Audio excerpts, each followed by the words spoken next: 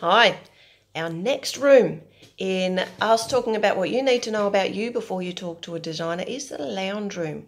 Now, some people call it a lounge room, some people call it a living room, some people call it a snug, some people call it not generally a sunroom, but I've had it called that.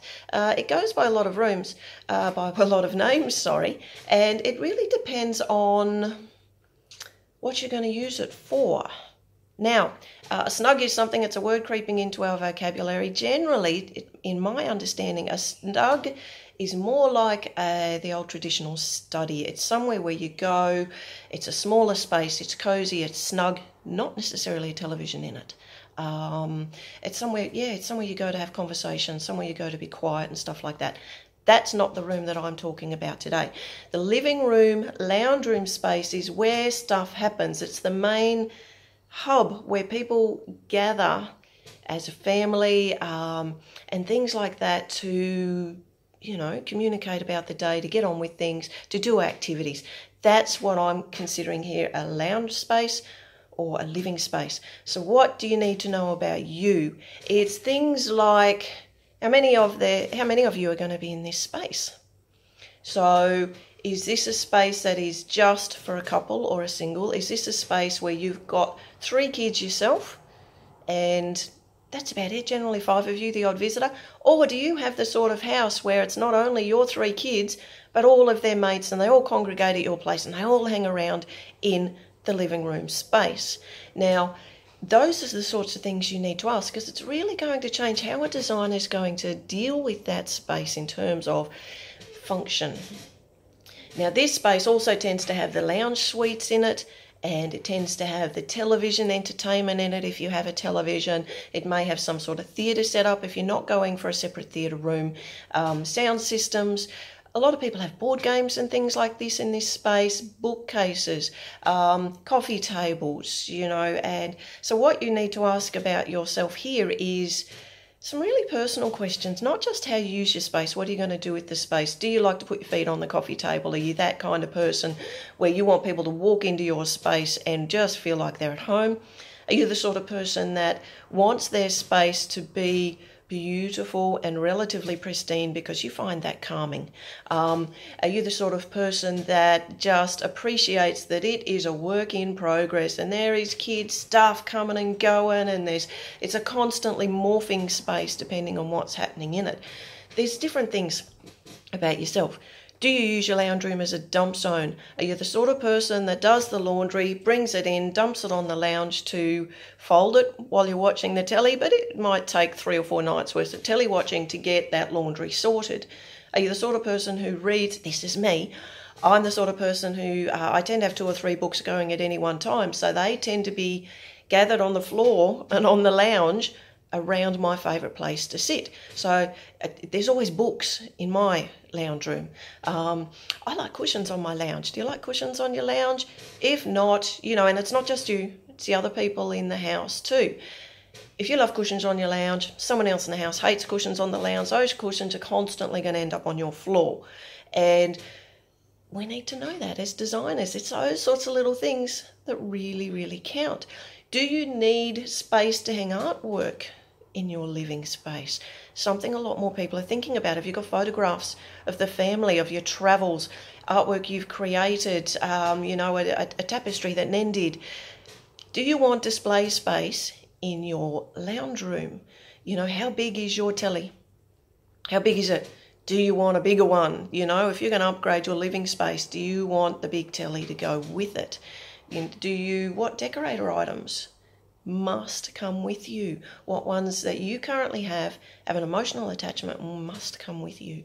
What furniture must come with you?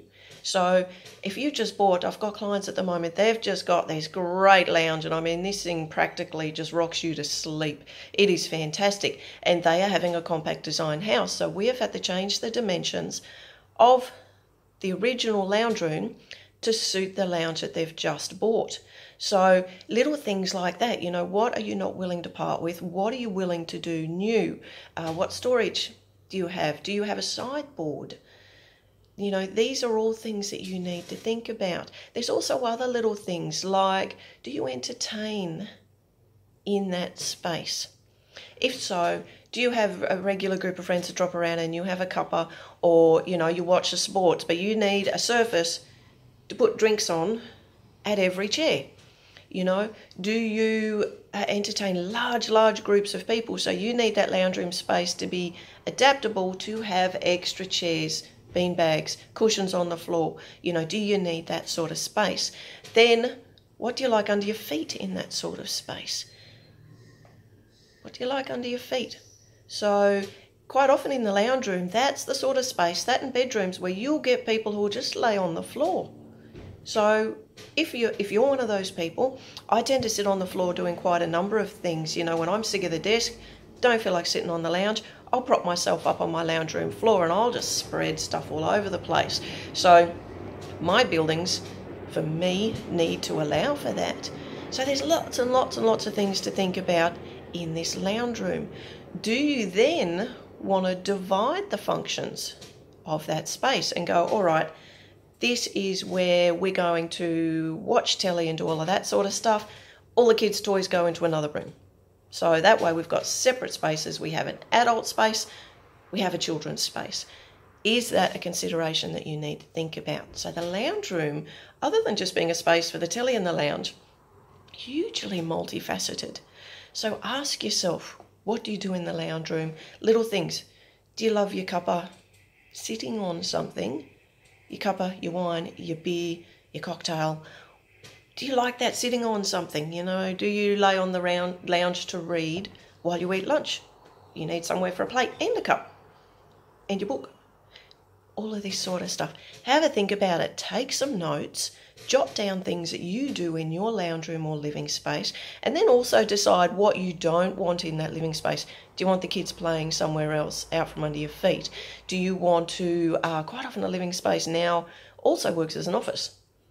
A lot of people sit on the lounge with their laptop and their phones and stuff like that. So do you need charge points near your lounge? That's another thing. That comes into your electrical and stuff like that. Think about it though. If you intend to spend a day streaming Netflix and you do it off your computer like I do, I don't do it on my telly.